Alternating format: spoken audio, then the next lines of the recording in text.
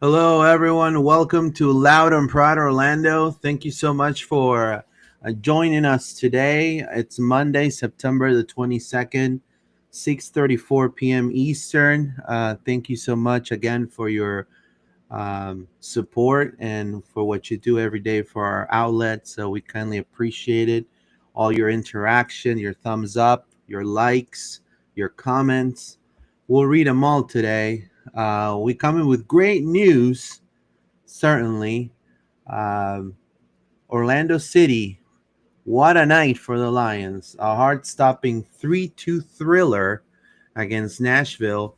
Martin Ojeda curling in two absolute beauties in the first half, shattering club records like it was nothing, only for the boys in purple to claw back and tie it up. But then, in the dying embers of the stoppage time, Duncan McGuire rises, and the Howland of the Heartland comes back, knots it home, and Orlando gets a W. A pinpoint Tyrese Spicer cross. And, the difference between the third place and the eighth place, I believe, is only 3 points. So it's very tight in the East. At the moment, Orlando City is six, 2 points of the third place with 4 games to play. So each game moving on, as we were telling you on previous pods, it's a final. You got to treat these games coming up as a playoff, preparation for the playoffs. Orlando City had a lot of grit, and that showed. And, definitely turning that chaos of being almost, pretty much tie the game into glory. It left Interco Stadium very happy. I know that Galese was signing some autographs. I know that Passage was signing some autographs. Obviously, we have to hold off the celebrations because this was a phenomenal win. But, Orlando has no time to bask on their glory. Next up is a must win showdown at TQL Stadium against FC Cincinnati on September 28th. A Sunday night soccer, top marquee spot for the league. And honestly, the orange and blue, the beasts are locked in into the playoffs already, but they're definitely hungry for that supporter shield push. So, a slip.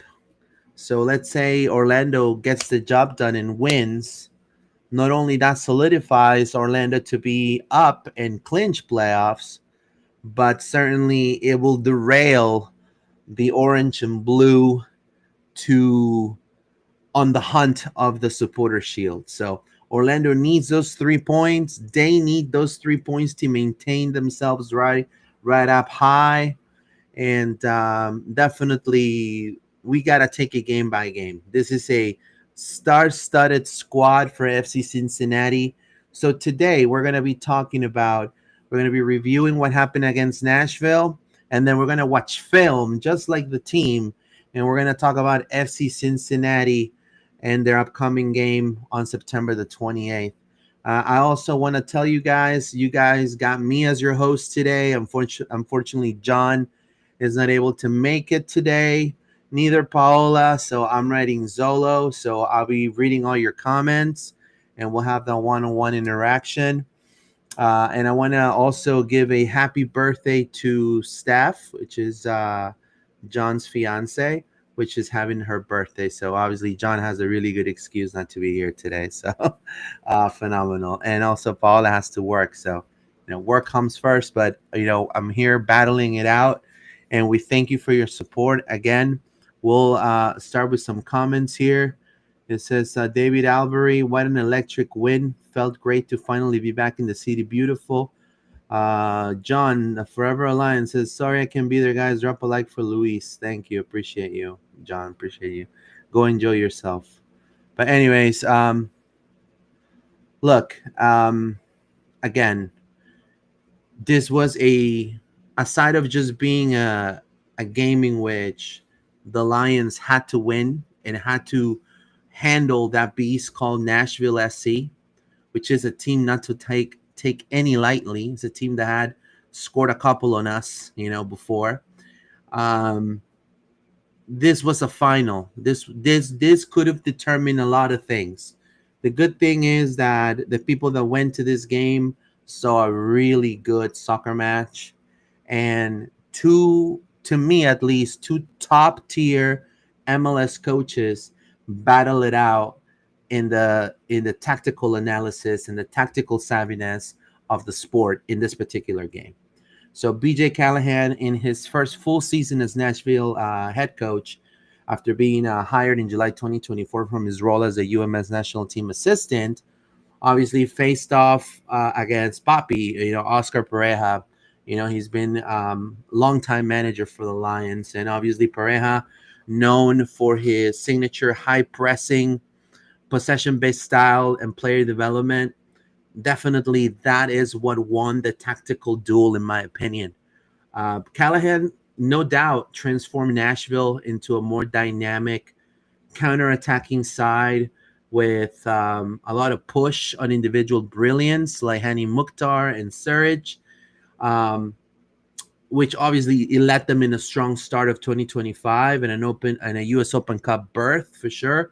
However, I feel that Pareja's adjustments in the second half, including maintaining the attacking intent, showed that the team could come back and showed that resilience that it showed before. Um, Now, it was close for the game not to be closed. I'll be honest with you. But again, this game was a high stakes game. If Orlando would have lost this game, we would have probably not been in playoff contention right now. So the team showed composure in key moments. And obviously, you have one of the best players in the MLS, whether you like it or not, Martin Ojeda. He is one of the best players in the MLS, and he's part of the Orlando City roster. And it's good to see Duncan McGuire shine. Obviously after Ramiro left, Ramiro right now is in some, and I'm not going to sugarcoat it. He's in a small ass team from Saudi Arabia. I mean, talking about small, they're smaller than my finger. I mean, they're really small. When you go to Saudi Arabia, whether you want to hate it or not, you're not going for the opportunity of growth. You're going for the opportunity of growth of your pockets. And certainly that's a decision that is based on what is the ambition of Ramiro. And it was also an opportunity for Orlando that they couldn't pass it up. So it was a win-win, with the hope and with the having on the back burner, hopefully Pareja already knowing that Duncan McGuire was going to be ready to go and lock and loaded. If we're going to have Duncan McGuire deliver like he has in this really important match, then I'll be content with what's coming next for Duncan McGuire, because when he scores one, he always wants to score two or even three and always be influential in the attacking third. So as long as Duncan is being influential in the attacking third, no one in the community is going to say, which I've heard it a lot, but Ramiro, they sold Ramiro. I was like, look, if you would own a business and you would know that sometimes you have to sell your assets to make more money, it's called it, a no-brainer deal, you will execute it. And this was a no-brainer deal for the Lions. They were going to get probably the most money Ramiro was going to be worth for a long time. He's not an Argentina national team player. He's definitely, he was our backup, and this small ass team paid over $3 million. So if that's the case, and Duncan is executing and is scoring goals, then I'm content. So I'm glad for that. I'm glad that Duncan was able to score. I think as a collective, it makes the team better. He gets inspired, and when Duncan gets inspired, We get the Duncan that was ready to go to the Blackburn Rovers. You know what I mean? And we want that Duncan Maguire at this stage of what's at stake for the team. So I'm going to go ahead and read some comments real quick. Rodolfo Chang, I wish Thor Halson will play as left back from now on because Brekalo is too slow for that position. Look, Brekalo is not his natural position, but I do want to say, we have to maintain an order. We can be changing the back line all the time, but this wasn't the best game for Brekalo. But there's been times the Brekalo has delivered. So the key of this Orlando City season, it's been inconsistency. So it hasn't really been a consistent form for the team. So that's one thing that it's the Achilles heel of this squad. Ruben Perez, keep Duncan and Spicer as subs. They're more effective this way. I truly believe so as well.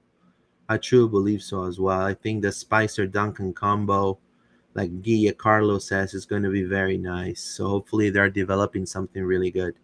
Jeffrey, I saw a bit of sex ball SC. Yeah, a lot of passing, a lot of great passing. So it's great for sure. Thank you, Jeffrey, for your comments. Thank you, Ruben, and thank you, Carlos. Appreciate you and Rodolfo as well. Thank you so much. Keep dropping your comments. We'll reach you all. But let's talk about the tactical analysis when it comes to the first half. Orlando City. Let me put up the FOD mob right here, and then we'll go ahead and start looking at.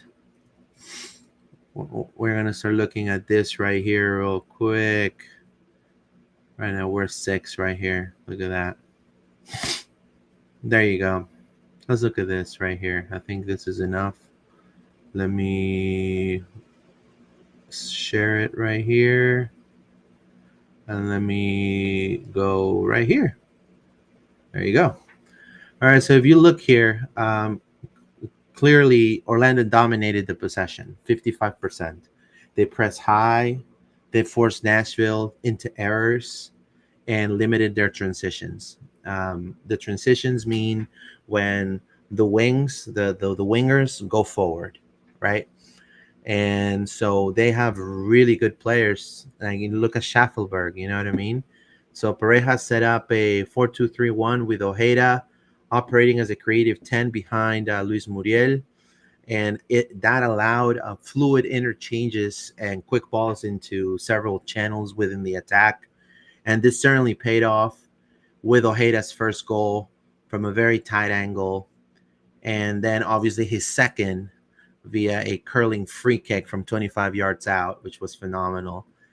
And then obviously Callahan, on the other hand, in the first half, he deployed a 4-3-3, kind of more focused on absorbing the pressure and countering with Mukhtar, which has been his weapon, his most favorite use weapon. Mukhtar and Surge partnership has been tremendous. However, Nashville struggled with Orlando's intensity because Orlando came out hot.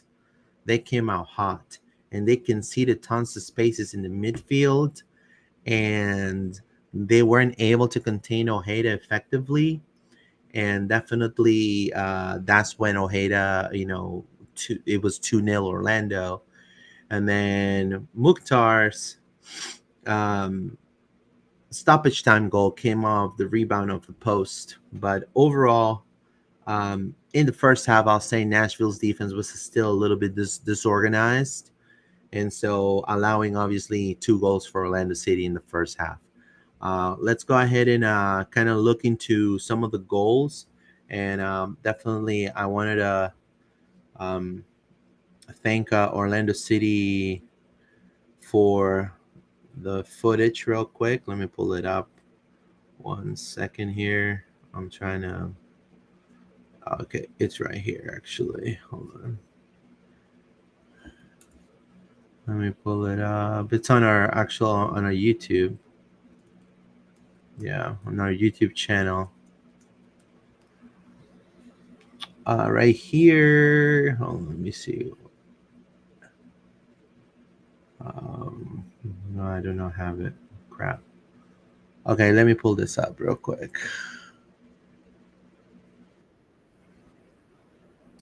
There you go. If you have dementia, you should never drink warm water. And I hate commercials. There you go. So let's watch the first goal, and I'm gonna look it up right now. And I think it's important to watch the first goal here.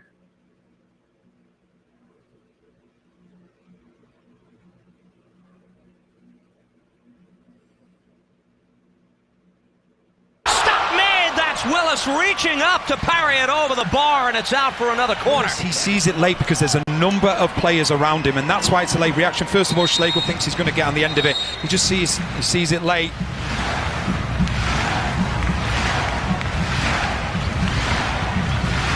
It will be. Hold on, why is it not showing? Hold on one second. What is this? Why is it not showing?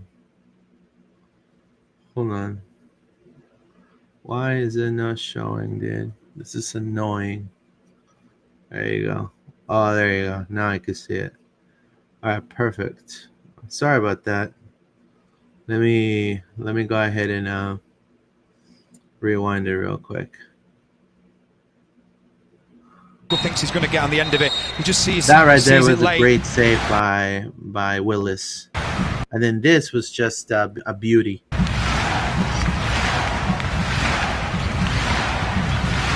It will be Ojeda strike. No, that was a golazo right there. Nothing to do for Willis. You know, it's a celebration. It was really the 1-2 punch that Orlando needed to certainly start producing some goals in this game. And for Martin to do it was certainly tremendous. I couldn't be any happier for him. Let's go ahead and put a hold on this, and let's read some comments real quick. It says here, Booty Sweat, Ojeda is going to be gone in the off season. I don't know if you know that. I have a feeling that you are a fortune teller. Maybe you want to tell us if Atlas 3I is a Saiyan aircraft, if it's the aliens, or when I'm going to win the lotto, maybe. Because we don't know. Certainly the club certainly knows, you know, but I just saying it so out there and likely. And this is one thing I really don't understand about some part of the fandom is just with you know, with such easygoingness, you just say, oh, Ojeda's going to leave. And what if Ojeda decides to stay? What if he thinks, hey, you know what? Maybe Europe is not my dream. Maybe I want to stay in Orlando for a long time, you know, with a better pay. You know, there is a high possibility. Or, you know, if he wants to go, I mean, do you see Ojeda?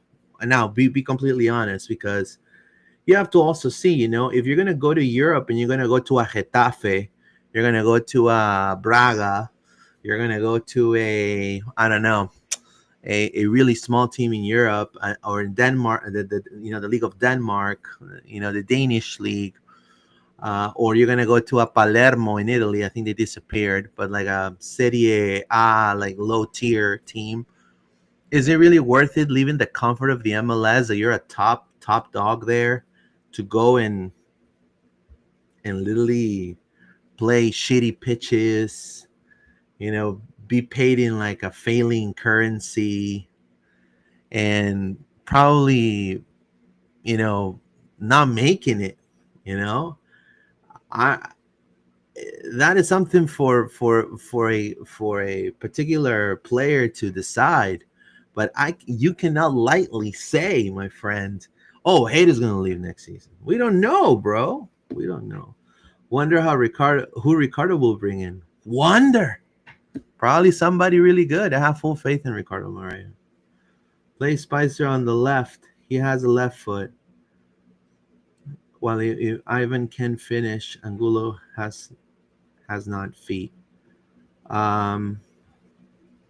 I think Spicer, in my opinion, comes better in the second half. In the first half, I'll say Angulo is what works and is what Pareja is gonna put in. Start Spicer and let Ivan be the sub. Angulo can finish, but he'll have speed. But you have to understand too, Spicer. How can you make that assessment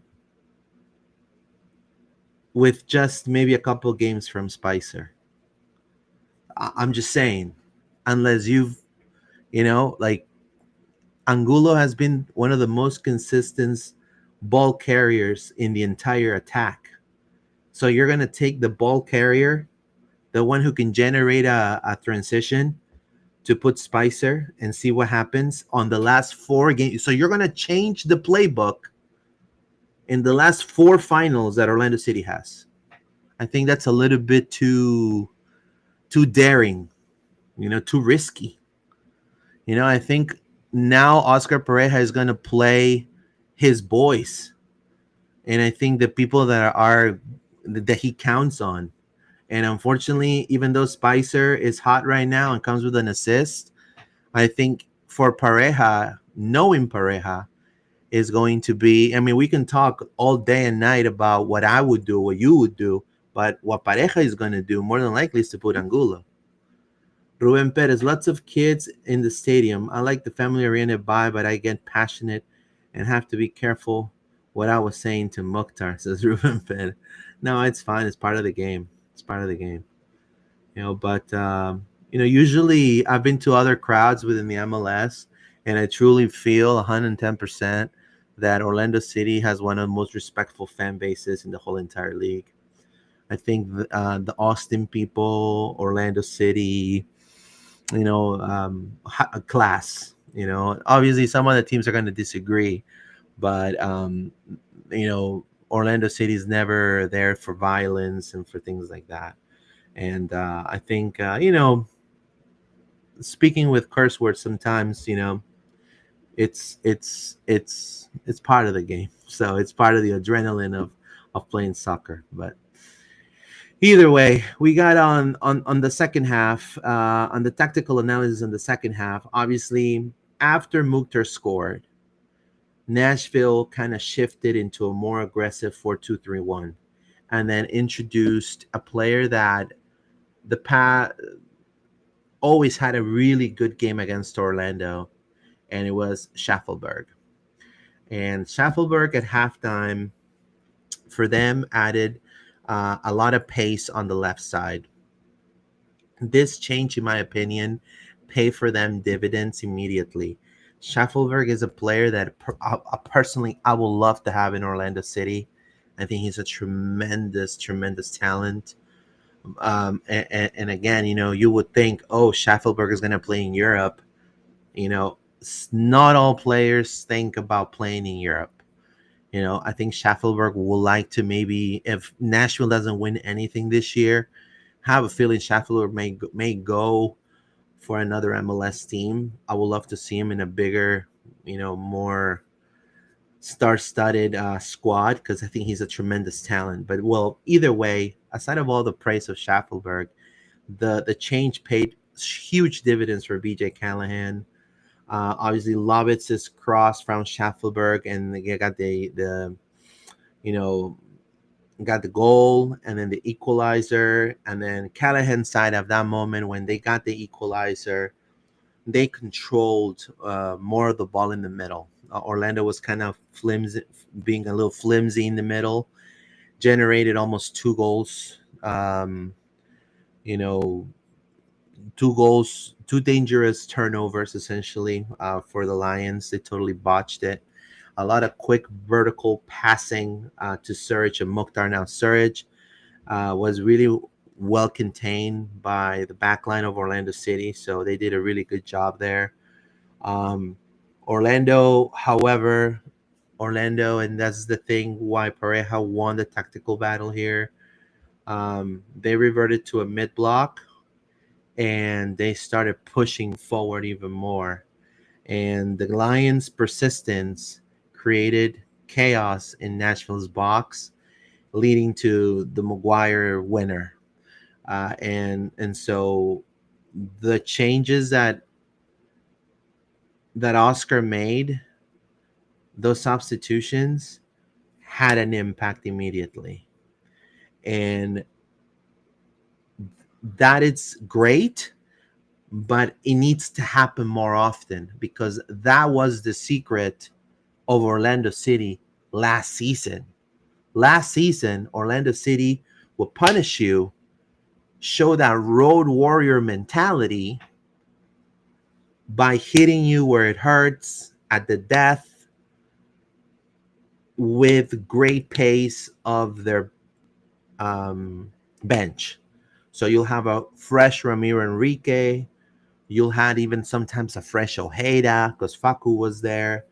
You'll had a fresh Duncan, and they were able to stretch that field, create opportunities through the wings because Nashville was already tired. And so bringing a speedster that is a fan favorite right now, Spicer, it pay hell of a dividends. And then having a Duncan McGuire making himself available in the box, ready to like tap it in and doing what true nines do, which is finish the attacking play, phenomenal. So you got to give this, I know he has a lot of detractors, but you got to give this to Pareja, because if he would have put another, if he would have put Taifi or somebody else, he even put Colin Gusky because he noticed that the mid needed more help and he needed to contain more the mid defensively. And Gusky did a really good job against Mukhtar, and a tired Mukhtar, and also against a Schaffelberg.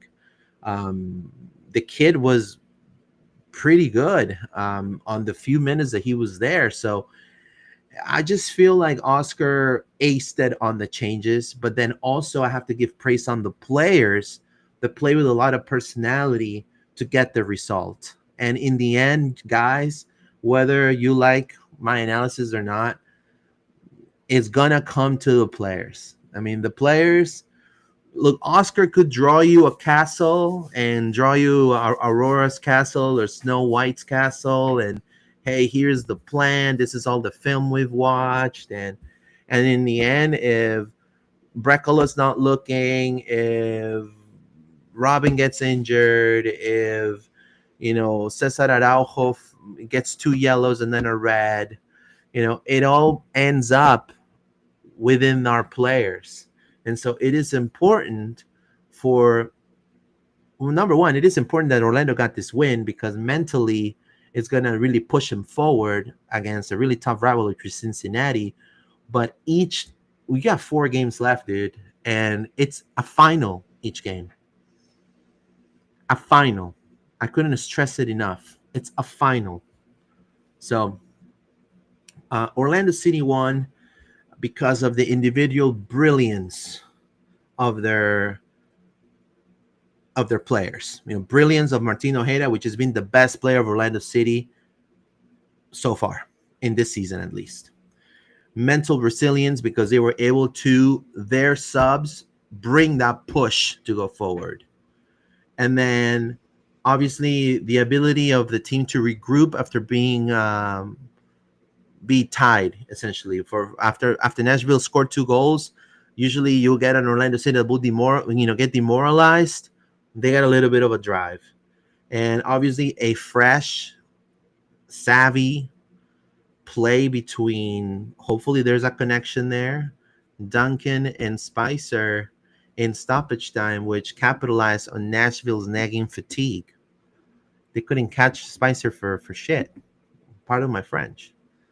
So that is why Orlando City won. We need to see that more often. We need to see it against Cincinnati, that's for sure. And then definitely what's next in the fixture for Orlando, it's traveling to Cincinnati against a tough rival, which is FC Cincinnati, which we'll discuss in just a second. Let's read some comments, and then we'll watch the other goals real quick. We're about 12 people live. Thank you. It says Diego Viel bench took care of business. Dagger to Spicer to Duncan. Good strategy on the tie game. We can get Chippy down and near the subs. Thank you, David. Booty Sweat Schaffelberg heroics being undone by Duncan was so sweet. Yeah. 100% Booty Sweat. 100%. You're 100% right on there. Thank you for your comments, guys. So let's watch Orlando City's second goal, and then we'll also watch Duncan's goal right here. Let me share the screen real quick. Make sure you guys can see it. There you go.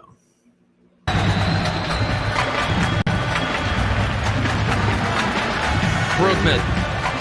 Wait a minute. Why is it doing that? That's so bad. That is so bad. Let me see. Let me put myself here. See.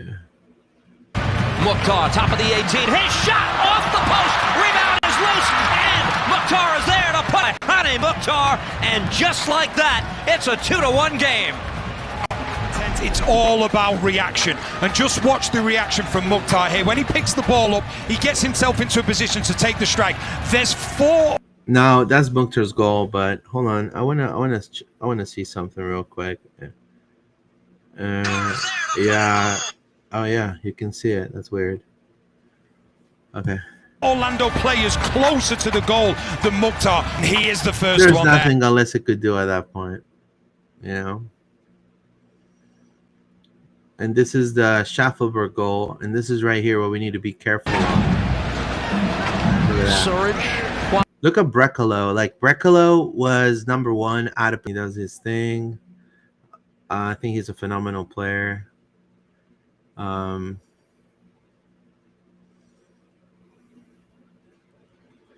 let's look for the third goal. I'm trying to look. Oh, right here. That's Angulo.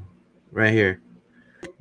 Look, Nahar, or Nahar, how you guys call it. He had a phenomenal first half. I would say he was one of the best players for Nashville in the first half. But I think BJ Callahan should have subbed them a long time ago because he was gassed. He couldn't even look how he's struggling against a fresh Spicer with his freaking thigh muscles like popping out like crazy, going like gear 2. And then after that, it was a done deal. Orlando City won 3-2, and then it was pandemonium. So phenomenal. Now, we have no more comments, but what is next for? I mean, what are some of the best players that for the Lions? At least in my opinion, you can drop your comments. Obviously, well, I would love to hear your input. But personally, myself, I like Martin Ojeda. I think definitely he's the best player in Orlando City. 110%. He's a game changer.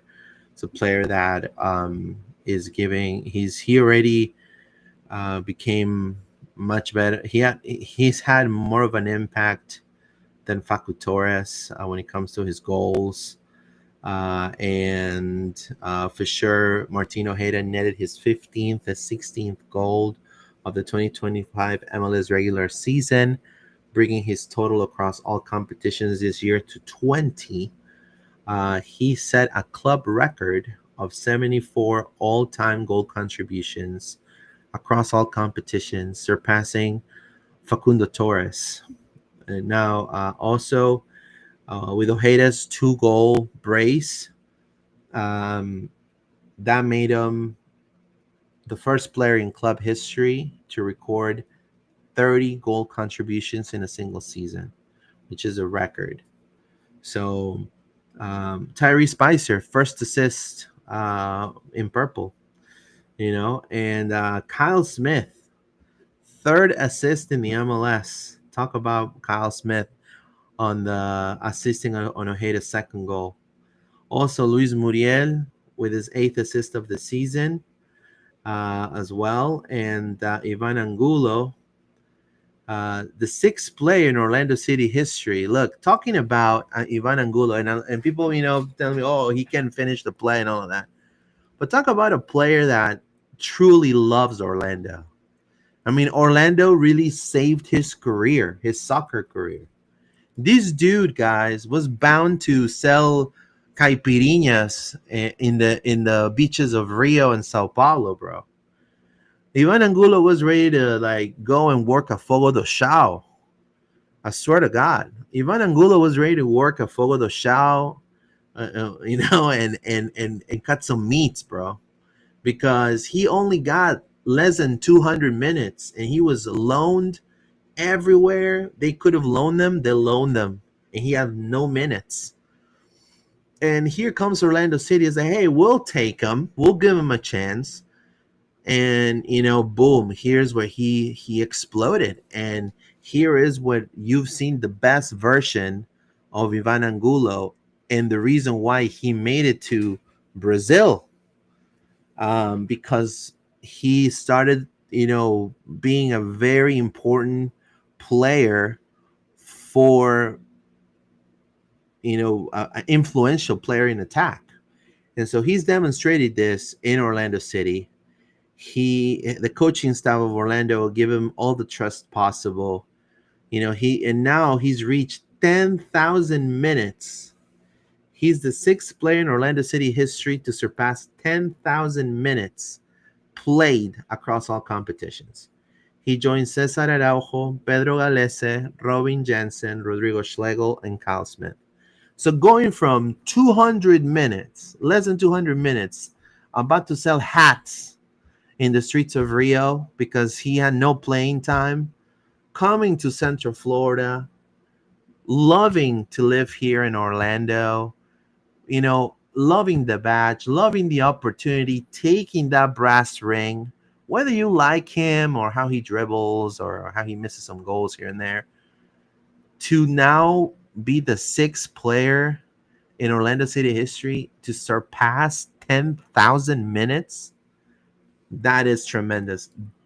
That is the reason why Ivan Angulo says Orlando City saved my career. And you can't deny that.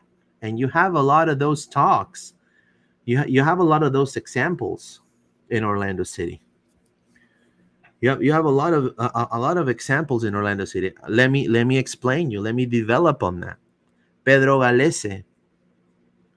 He was playing in Tiburones Rojos de Tijuana, a team that doesn't exist now because he was owned by Narcos. And he was benched. He had no playing time. He was loaned to Alianza Lima, and then he just wanted out, went back to Mexico. They fired him, and he was in limbo. His personal life also was like all jacked up. And here comes Orlando City. Hey, we'll give you a chance. We have Cesar Baena as our goalkeeping coach. One thing led to another. Here comes El Pulpo, not being paid. Like if you see El Pulpo's salary when he first got here, bro, you laugh. It was peas and carrots compared to what he gets paid now. But he came in like any other player. No fancy video. It was just a freaking post made on Canva. And he just came into Orlando City, and look how influential Pedro Galese has been. Obviously, Peru is not the most attractive of soccer places in the world. It's not one of the hottest teams in South America, but definitely Galese has grown tremendously here as a goalkeeper, thanks to the coaching staff as well. Robin Jensen as well, coming from a small team in Sweden. Rodrigo Schlegel being benched by Racing. Kyle Smith playing USL. Angulo, no minutes. Brecalo had a really massive injury before coming to Orlando. Then he recovered here. And here I could tell you several stories. So what is the common denominator here?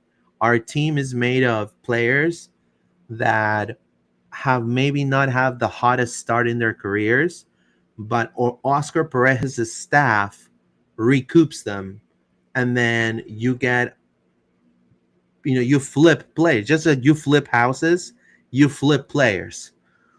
You flip a player. Orlando City, and I feel also Oscar Pereja and Pato. I believe Alexander Pato has said it in other podcasts. He thought he was done with soccer, and then he came to Orlando. They had a good system, a coach that will push you, that will take care of you, with a coaching staff that was, elite. And then he was able to extend his career and then win the U.S. Open Cup. And he was a really important part of that U.S. Open Cup run. So we have to look at the bigger picture sometimes. Now, yes, I feel like if Orlando, let's say, for example, Orlando falls off the horse, we don't even make playoffs, then of course there's going to be a purge. 110%. There's going to be a purge. It's obvious that that's what's going to happen if Orlando doesn't even make it to playoffs. But based on what we can see, I think the team is determined to take these 4 games as finals. So I have some words from Oscar Pereja. It says, I want to congratulate the players today. It was such an important victory against a very good rival. Also to our fans who supported us the whole time. In those last 10 minutes, I felt the push that our crowd had on the players. They are a part of our games that matter much. I also want to congratulate Martin Ojeda on the contribution he has made with his goals for this franchise. How important he has been for the club and how important he has been this year. Regarding the game, it was a very competitive game from the first minute. I thought we started with a sense of the playoffs for all of us. We will keep pushing. There were a bunch of things that happened in the game that we want to happen again. I saw the boys felt they're gonna just go at it again in that direction, and going into that direction will help us to the rest of the regular season. So I second his words. I think the boys finally pushed for Pareja. Typically, Pareja takes the freaking blame all the time, and the players don't even want to do the press conferences. But I felt today that the players had Pareja's back, especially the people that he's giving chances. Talking about letting Ramiro go. Because easily Pareja could have said, "Hey, Mr. Wilf or Mr. Mr. Front Office, I don't take Ramiro away from me." You know what I mean? But I think Duncan has more of the biggest salary there. So it was important for him to have a talk with Duncan and to say, "Hey man, I'm gonna need you. I'm gonna need you. You need to show up." And I think Duncan showed up, and that is a great sign for what's to come. So let's read some comments. Diego Biel is laughing his ass off. Thank you. David Albury, how's he's gonna hit Cam Ward-Selly? What is that? How's he's gonna hit it? Cam Ward-Selly. There you go. I don't know. I don't know what you mean there, but either way. So what's coming next? I think to me is one of the most dynamic teams in the MLS. It's one of the teams that, if we pull this off, guys, if we pull this off, we have a really good chance of what's coming next. So let's talk about FC Cincinnati.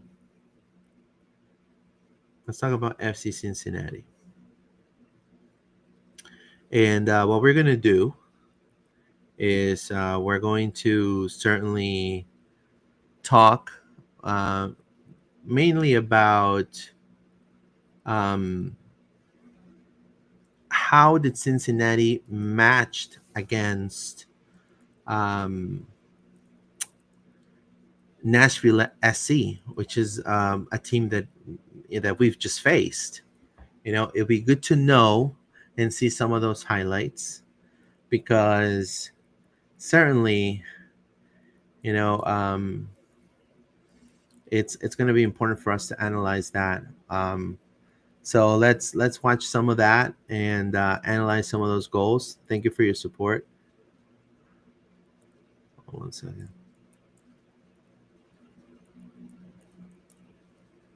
Oh well, why? Oh, hold on.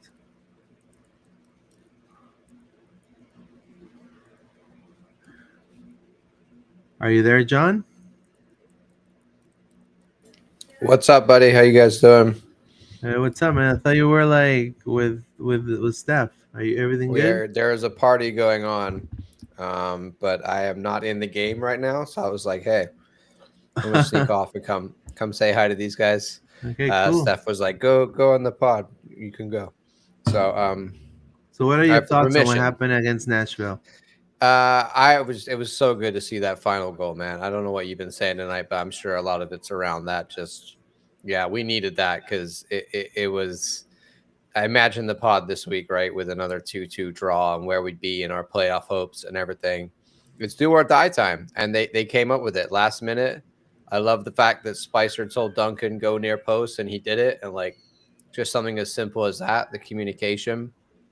I thought Martino Hayter, his press conference that you translated, Luis, I thought that was really great to hear what he had to say. He made Yeah, some for great sure. comments. He said, I'm really grateful to the whole club, but also to the fans who gave me the support from the stands every day. I always say the same thing. My job is to do the best for the club. My job is to give happiness to the people who watch the game, who enjoy the game. You know, and as being our leading goal scorer now, I just feel like he's such a great, you know, star for us to have and be such a great ambassador for this team. He's so hardworking. He does so much. And in this game, he put, he took that turtle shell, you know what I mean? Like he put that team on his back, like you're always saying, Luis, like who's going to step up? Martino Hayda stepped up. So Yeah. great to see that. An incredible free kick. I'm sure you talked about that. But yeah, it was a great night, man. We needed those points. And the energy from the crowd was amazing. And that when that goal went in is like that's what Orlando City is all about. Cardiac cats, excitement, get some people back for the next game. So it's a positive. We started the ball rolling in the right direction, and we just gotta, like you've been saying, massive games. So we just gotta roll into Cincy, which is gonna be not easy, of course. Have you talked much about them? No, yeah, we're about to go in there right now. Yeah. So, obviously, this is a team that is one of the top teams in the East. Uh, we're gonna be playing in their stadium, which is a top of the line stadium, this weekend, on a Sunday. So that's gonna be fun. But what's scary here, and I say scary because it is scary. I don't know how you feel, John, but I feel having Brenner back and then pairing him up with Evander, that right there, it's like, come on, bro. Really? Well, Like, they got three players that have the capacity to just do anything and change the game, right? Denke, obviously Evander, and also, and now they brought back Brenner. Like any of those guys, like that goal Brenner scored the other day. Remember how classy he was for them. If he's gonna hit the ground running like that, they just got a lot of threats, and they're a good defensive team. They are missing some of their center backs. They always have that problem where they got rotating. Like they have three really good center backs, but they're never ever fit. So maybe that's where we can exploit them. Like they play the 3-back system, Luis, and I think that's kind of better in some ways for us when we have the overlapping Freeman and maybe you've got Brekalo getting involved as well. Like often that formation will leave spaces in those corners of the field that we like to then play wide into and get Alex Freeman on the overlap, for example. So maybe that will play into our hands, but last time we played them, it didn't go so well, no, not at all. And we actually, I want to show you this real quick. This is the lineup for Cincinnati against Nashville. So this was over a week ago. I have a feeling that this is how they're going to line up against Orlando. And we have to understand Orellano, Miazga, Marshuk, and I will say not so much Evander, but like now you got Brenner, but at least the back some of the back line was talking. uh Miazga was like being very physical, talking out of his ass. he is He he's got just a bad into guy. You know what I mean? yeah, Miazga's just like everybody hates him he around got the league. into Schlegel's face, and then I Yeah, think Schlegel got a red card or something like that. yeah, I mean, this is a team that can also do that because they have experienced players like Orellano, like Robinson, like Miazga, like Marshuk. These are experienced players, yeah. and so it is important for that composure that we saw against Nashville, John. Which is, Mm. I mean, that Nashville game, dude. It could have saved it could have saved a lot of contracts coming up, and also possibly for us not to fall off the playoff line 110%. So Yeah. that composure, I feel like they need to copy and paste in this game. I don't know how you feel about that. I think the defensive errors were still there, though, against Nashville. And Nashville, where, I stupidly last week forgot to put it in the rundown talking about the fact that they played a game because of the Open Cup. But of course, the Nashville were kind of tired, and that was their starting 11. They went all out for it, and we still conceded 2 goals. I feel like we're just making silly defensive errors. There's a lot of talk right now about Jansen's performance in that game, and I think there are some questions around his physicality at the end of the season and whether he can keep up with all these games and get to those balls and do what he usually does for us.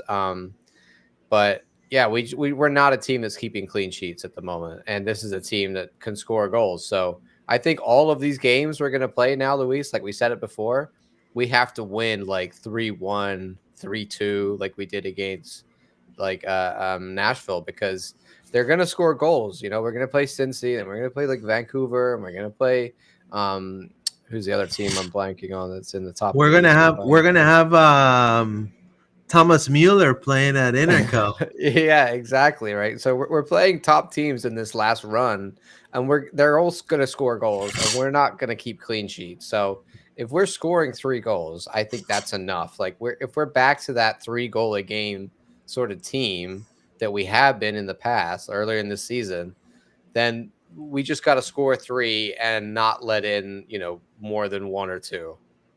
I think we can do that. Yeah, I think 100%.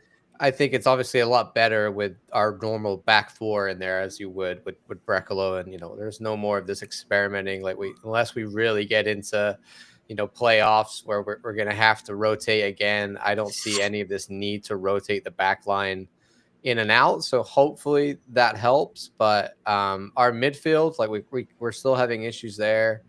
Like Kyle Smith had a great game, but Cesar is out, and then Giron wasn't available, so it's really ideally you would want one of those in there potentially over Kyle. So we need Kyle had a phenomenal game. He did have a great game. I'm not gonna say that against him, but I think though in some ways, if we want to be the attacking Orlando City, it's better when we have Atuesta and Arujo in there in some ways. So I think we just need a little bit of consistency in our back 6 is what I'm saying.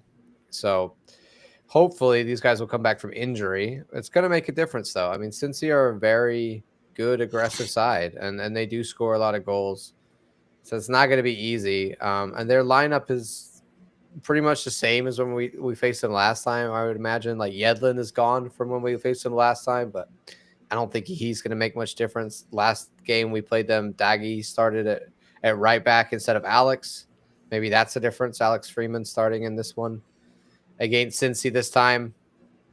But we know this team. We know what we have to do. In their house is more difficult than in our house, and we didn't win it. We lost 2-1 when they came last time, and it wasn't a good performance, if I remember correctly, in that game, Luis.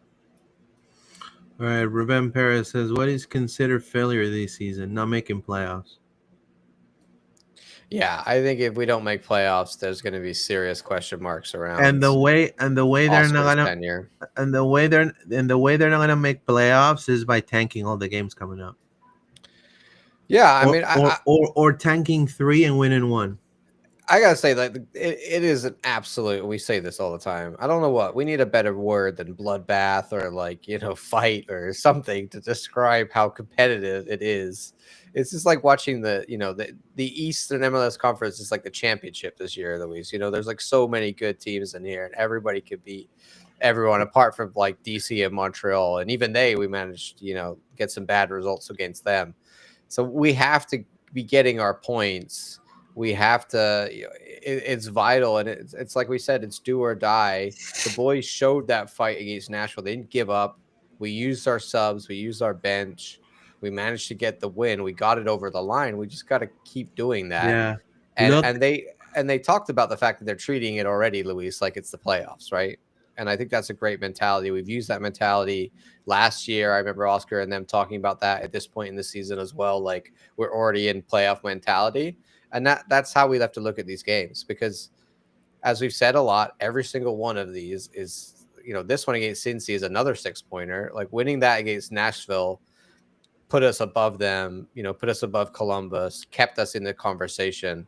If we win against Cincy here, like they're not really going to drop down, but we're potentially, if things go our way, we could end up in third. Like if third. Charlotte, New York, and Inter all lose, like, I mean, that's how crazy it is. We would have gone from like 8th to 3rd in 2 games. So, we're still, we have to take it one game at a time. We have to treat every game like a final, and they have to go all out. I was happy that Oscar used the subs in the right way. I feel like that worked in the last game. That was a game. That was what changed the game. It was a stalemate, and then our subs won us the game.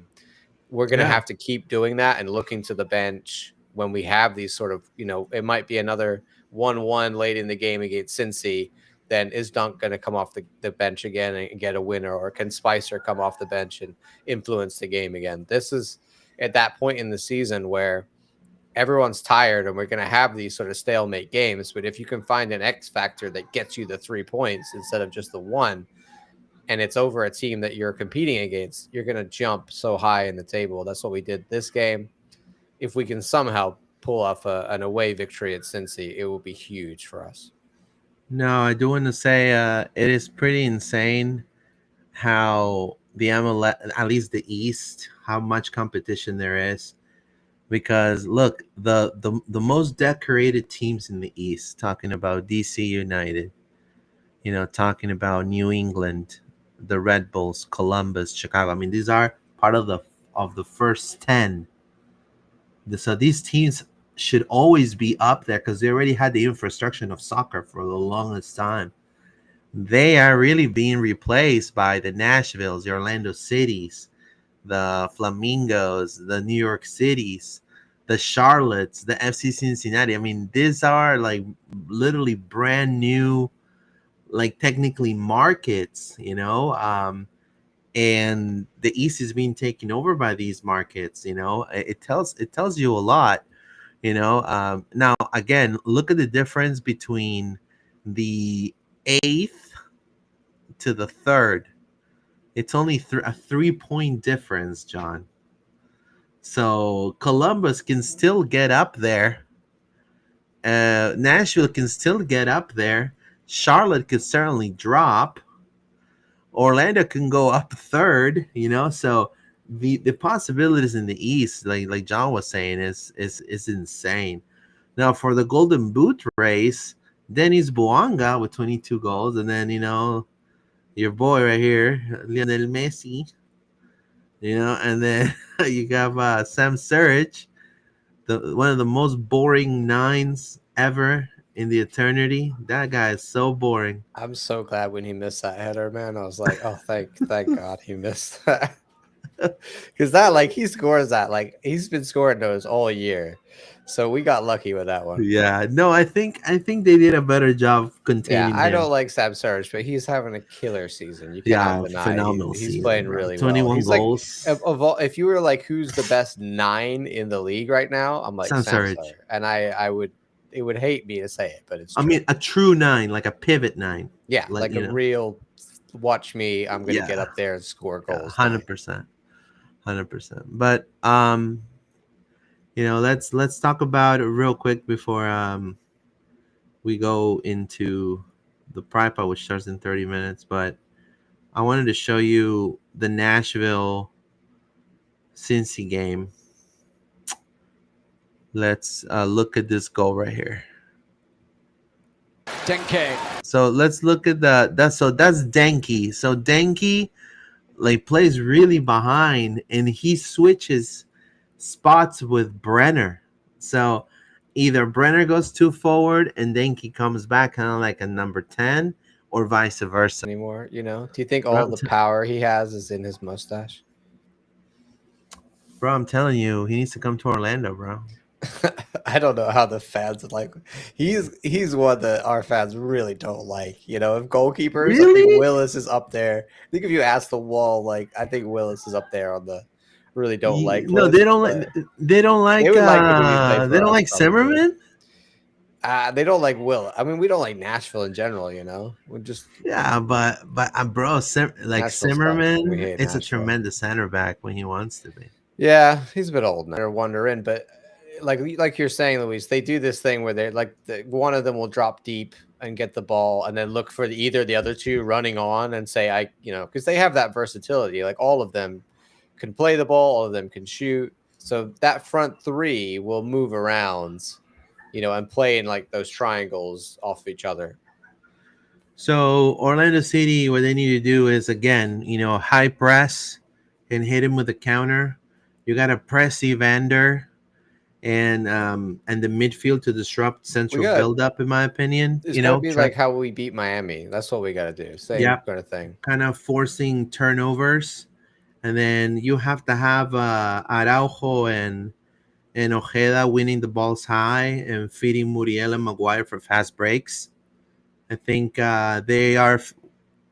Cincinnati is a team that is prone to transition leaks, so they're not so good guarding a team that goes into transition. And so again, absorb the pressure and counter. They like to dominate the possession at home, and certainly is going to be a Galese Denke fight, because Galese is a great goalkeeper, but Denke, on the other hand, I feel is a great shot taker. Yeah, I mean, they've got a lot of that long range shooting. That's something that we got to look out for. All of their players, like all three of these guys we talked about, can long range shoot, both from set pieces or just in open play. So we saw that several highlights of it there. So yes, you got to do your usual thing of covering with your back four, but your midfielders, they've got to be pressing.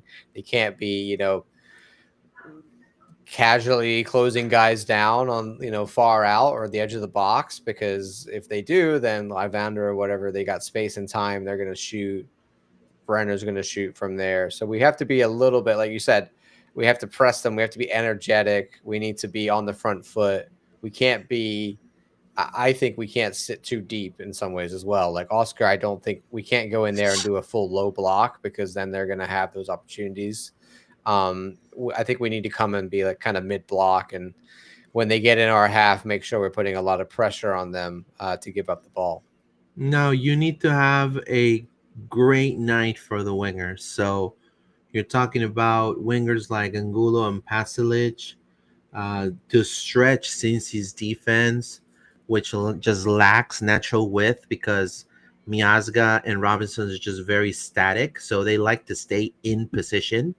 So if you take Miazga and Robinson out of position by using the wings, and, I can definitely trust Angulo's dribbling, but, we've seen lately Pasalic, kind of a little flimsy in the late, at least in my opinion.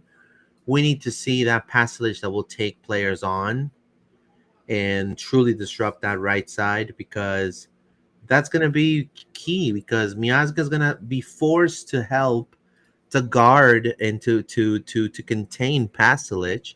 So he's going to stay at a position which is going to open a gap in which somebody like Ojeda can take a shot, or even a Muriel, if he stays back, and take a shot.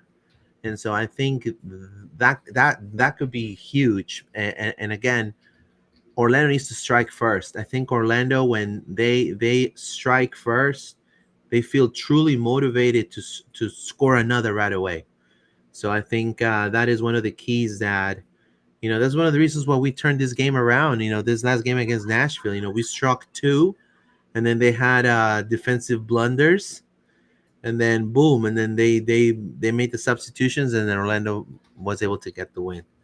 The Spicy Gnocchi, thank you so much, on X. Says, remember Brenner, the Brazilian, plus Evander, duo of Brazilians. I know. Tell me about it. Brasileiras. Fala português. Fala português. Olá. Eu falo português. Who won the Ballon d'Or? Dembele?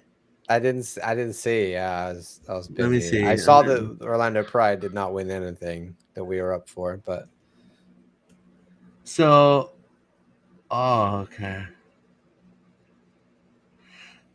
I'm not. Look, all right. Let's talk about it real quick. So the club of the year was Paris Saint-Germain. Whatever. I mean, it's so easy to give it to the European Champions League winner, isn't it? The women's club of the year, Arsenal. Yeah, that was the one that Orlando Pride was in for. So whatever, we got close. Let me see. So they're all from Europe. So might as well just call it the Ballon d'Europe. It is a lot of European. Let me see. I mean, I guess that's the best in the world is in Europe, isn't it? The best under 21 player in the world is Lamine Yamal. The Ballon d'Or femenil, Aitana Bonmati, which I guarantee you put her at Racing Louisville, she's gonna be just like any other player. How old is Yamal now? Is he like 18? Yeah, he's like 16. 18. I feel like he's been 16 forever. He can't be 16 still. But bro, Lamine Yamal needs to stop. Imagine still being a teenager, dating older women, winning the Ballon d'Or. Like, where do you go from there? Just win it another 18 times in your life? So is that the aim? Well, crazy. I think Lamine Yamal won the under 21 Ballon d'Or. So. Oh, okay. He didn't win the main so it's one. not the real Ballon. Who won the main Ballon d'Or? Are you ready? I'm pissed. What was it last year? It was bro, Ousmane Dembele, bro. Ousmane Dembele. Yeah. Bro, I'm a Barca fan, bro, and I'm telling you, he scored a lot of goals, but he's bro. not I'm telling you, when he played in Barca, he was such a he had a great season this year, but he will break in half, also, bro. It's PSG scores so many goals in France against these terrible French teams that just can't compete with them at all. Like that league for them is it's a bit of a farmers league. Let's be real. Yeah. Insane. Anyway, it says here, let's read some more comments. This is Ruben Perez. Is Gervais available against Cincinnati? Outlook not so good if you were to shake my magic 8-ball. Yeah. I mean, unless it's something small and he's going to come back really quickly. On the report last game, it was said that he is out. He wasn't even on the out list, apparently. Yeah, I mean, they're saying that he's thigh. He's thigh. Okay. Yeah. I thought that was I got Marin was out for thigh. I've got Cesar for back. Yutaro and Wilder we know, and then also Taifi's still out with thigh. But they don't on this one I have here. We don't have him. We didn't have Gervais listed, even as injured. So I don't know. It's just crazy that we lost Cesar and Gervais in the same week. It's like hopefully, I know for a fact. But Kyle did play really well. I know for a fact one of them is going to be back for sure. More likely hopefully Gervais. Both of them. Cesar, I would hope, but back can be an issue. But also sometimes they just put stuff and that they actually weren't out for an injury. They just they had something that the club let them go do because they're like, a real personal thing or something. We don't know. Sometimes they give that and they just claim it as an injury. Yeah, 100%. Do you have anything else you want to add about the team coming up? Well, Jordan Gerbey, I have we have word from Jordan Gerbey actually. And I do want to say that I always want to hear what Jerome Gervais has to say. there is a possibility. I do want to say that he's gonna play because let me tell you why. So here is the footage of the pregame footage. So if you're in the pregame footage, means you're probably on the list. If let's say he was injured, That's usually us, yeah. yeah. If he let's say he was not ready to play or not even in the bench, he would have not been in this video. Yeah, that definitely tracks. Yeah. So I would definitely Ruben. So he was training again. So yeah. So I think he's gonna be back. He wasn't even on the injured list, like we said. So it must have been a 1 week something. Yeah, like maybe he had to go get some French baguettes or something. he had to go to Paris. Yeah. Emergency trip to Paris Ratatouille. to go. I don't know, do something. All right, Luis, do you have your prediction for this one? Well, man, we didn't really get the Nashville thing right. No, but I said 3-1, and you said 2-1. So, and Paula said 2-2. So we're in the ballpark. So, I'm gonna go.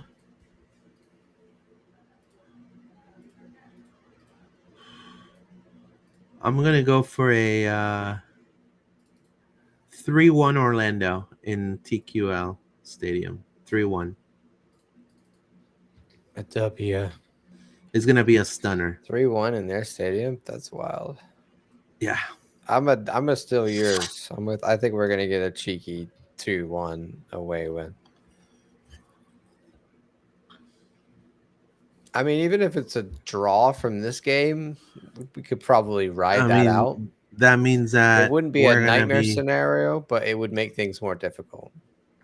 Yeah. But winning it would be amazing. A loss, I mean, so much depends on what happens around us. Like every game week now is so many variables with all the teams around us playing and who's winning and who's not. All you can do is just win yourself, and then 100%. That's what we did this week, and it worked out. So we gotta go with that again. Diego Beal says 1-0 Orlando City. Thank you, my friend. A clean sheet in Cincy. That would be nice. Nice. That'd be fantastic. That would be nice, honestly. Diego. That'd be epic. You imagine Orlando, like if Orlando gets my prediction, bro, I'll flip. If it's a 3-1 Orlando, 5 goals in 2 games, then people are gonna say, oh, so selling Ramiro, maybe it was the right move. We don't. It's like the same people that say that Ojeda is gonna leave, bro. Just because Ojeda right now is the number 1 guy that we got, I mean, that doesn't mean that he's gonna leave. If he does leave, we'll find another guy. Yeah, that's how football works. It's sad to say, but that's just what it is. That's right. But anyways, we wanted to thank you for joining the pod today. I know that John was I'm glad that you're back, my friend. And again, stick around because the Pride Pod is next in about 10 minutes. Stay tuned. Check us out on all our social media outlets. We're available on YouTube, X, Facebook, and Instagram at Loud and Proud Orlando or LP_podcast. Also on Spotify and Apple Podcast. We're also available on audio form. If you are at work and you missed the show, you can certainly tune it in without getting in trouble. So we appreciate you guys for tuning in. Make sure you leave your comments. And again, vamos Orlando. We'll see you guys next week.